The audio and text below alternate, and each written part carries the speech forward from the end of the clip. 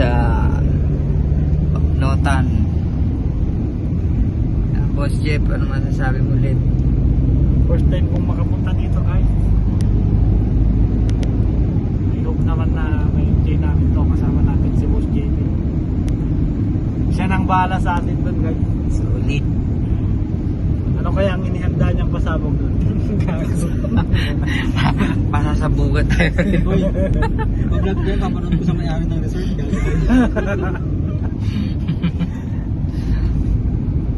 Yun guys, abangan nyo kami mamayang vlog kami sa resort. Papakita namin yung mga views tsaka mga rooms doon, kaya pwede kayong kung bibisit kayo guys sa La Union, Bacnotan, What do you consider?